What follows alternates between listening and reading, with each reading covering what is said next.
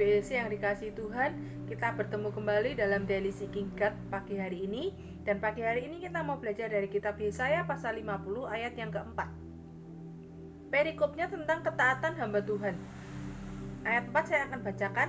Tuhan Allah telah memberikan kepadaku lidah seorang murid, supaya dengan perkataan aku dapat memberi semangat baru kepada orang yang letih lesu. Setiap pagi ia mempertajam pendengaranku untuk mendengar seperti seorang murid. Saudara yang terkasih dalam Tuhan, Bapak Ibu yang dicintai Tuhan, ketika Tuhan Yesus hidup di dunia ini, Tuhan Yesus memiliki banyak pengikutnya waktu itu. Banyak yang mendengar tentang Tuhan dan kemudian mereka mengikut Tuhan. Dan pengikut Tuhan, pengikut Kristus waktu itu belum disebut sebagai orang Kristen. Ya, pengikut Yesus waktu itu disebut dengan murid Yesus. Dan Tuhan Yesus memiliki 12 murid inti ya, 12 murid Yesus waktu itu, karena banyak pengikut Tuhan Yesus, banyak orang yang menjadi percaya karena apa yang diperbuat Tuhan Yesus, sehingga banyak yang mengikut Yesus. Seperti kita juga adalah para pengikut Kristus. Nah, waktu itu 12 murid Yesus mengikut Tuhan, mengikut Yesus dengan berbagai macam latar belakang. Ada yang menjala ikan, ada yang pemungut cukai, ya, dan mereka mengalami perubahan waktu mereka mau menerima Tuhan Yesus. Tuhan Yesus bertanya kepada mereka, maukah kau ikut aku? Dan mereka menjawab, ya Tuhan, aku mau ikut kamu. Dengan konsekuensi mereka harus tinggalkan pekerjaan-pekerjaannya. Dengan konsekuensi mereka melepaskan apa yang sedang mereka kerjakan saat itu. Nah, sebagai murid Yesus, mereka mau dengan rela meninggalkan apa yang mereka lakukan waktu itu. Saudara yang terkasih dalam Tuhan Yesus Kristus, kalau ada murid, ada guru. Ya, kalau ada seperti murid sekolah gitu ya, pasti ada gurunya yang mengajar. Makanya kenapa disebut anak sekolah itu disebut murid, dan ada guru.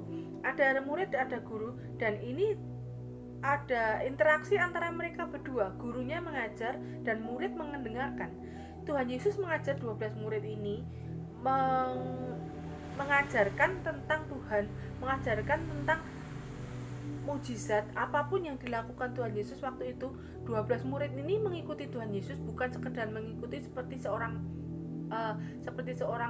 pengawal gitu ya, tetapi terjadi hubungan, terjadi interaksi antara Yesus dan murid-muridnya, antara murid dengan guru, terjadi interaksi, terjadi relasi.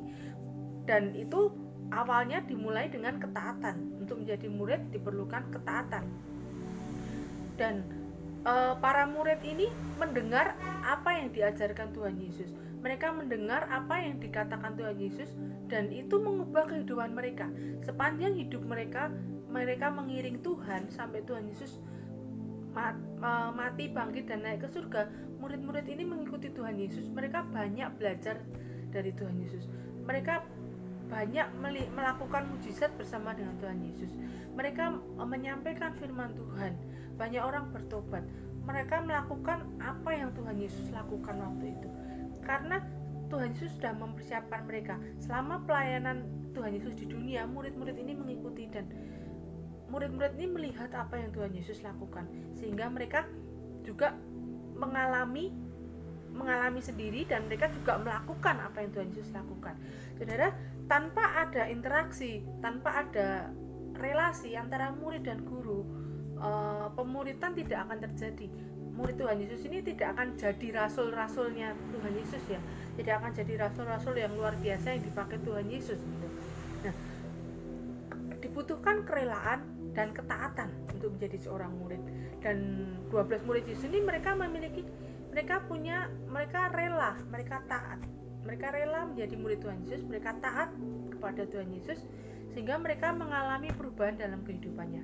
Seorang murid hidupnya akan mengalami intervensi dari Tuhan. Ya, murid-murid Tuhan Yesus mengalami intervensi sehingga mereka hidupnya berubah. Dan intervensi Tuhan dalam kehidupan kita kan juga mengikut Kristus, kita juga disebut murid Kristus. Intervensi Tuhan dalam kehidupan kita, sejauh apa kita mau diintervensi Tuhan, sejauh apa kita mau taat dan rela diintervensi sama Tuhan, hidup kita dicampuri lah, istilahnya dicampur dicampuri sama Tuhan, Tuhan ambil alih kehidupan kita, sejauh mana kita mau ditegur Tuhan, sejauh mana kita mau diperbaiki sama Tuhan kehidupan kita, Tuhan akan mengerjakannya untuk kita. Nah, saudara, apa yang Tuhan Yesus lakukan dalam kehidupan kita, teguran, koreksi Tuhan dalam kehidupan kita, itu terjadi tidak hanya sekali dua kali, saudara, karena dimuridkan Tuhan itu terjadi sepanjang hidup kita, seumur hidup kita. Seperti para murid ini sampai Tuhan Yesus naik ke surga, mereka dimuridkan sama Tuhan. Sama seperti kita, sepanjang hidup kita akan dimuridkan, kita akan diajar sama Tuhan, hidup kita akan diintervensi sama Tuhan. Dan di kitab Kejadian pasal 1 ayat 27 dikatakan kita itu diciptakan serupa dan segambar dengan Tuhan, ya. Nah, hubungan kita dengan Tuhan itu rusak karena dosa, sehingga perlu pemulihan hubungan supaya kita menjadi semakin serupa dengan Tuhan. Nah, hidup kita dikoreksi sama Tuhan itu sepanjang hidup kita, sampai kita menjadi semakin serupa dengan Tuhan. Hubungan kita yang rusak karena dosa akan diperbaiki oleh Tuhan, dan itu akan dilakukan Tuhan Yesus sepanjang hidup kita sampai Tuhan Yesus datang kali kedua, karena Tuhan mau kita menjadi semakin serupa dan segambar dengan Tuhan, memulihkan kembali hubungan yang rusak. Dan saudara yang dikasih Tuhan, di kitab Yesaya tadi dikatakan, Yesaya ngomong, Tuhan Allah telah memberikan kepadaku lidah seorang murid, supaya dengan perkataan aku dapat memberi semangat baru. Nah, saudara yang dikasih dalam Tuhan, jemaat yang dikasih Tuhan, Yesaya minta kepada Tuhan supaya dia memiliki lidah seorang murid, lidah yang dapat membangun murid yang lain, lidah yang dapat memberi semangat kepada yang letih lesu. Kita semua murid Tuhan Yesus dan kita perlu saling membangun satu dengan yang lainnya. Saudara yang dikasih Tuhan, lidah seorang murid itu lidah yang bisa membangun murid yang lain, lidah yang dapat menguatkan dengan perkataannya, bisa menguatkan murid-murid yang lain, saudara.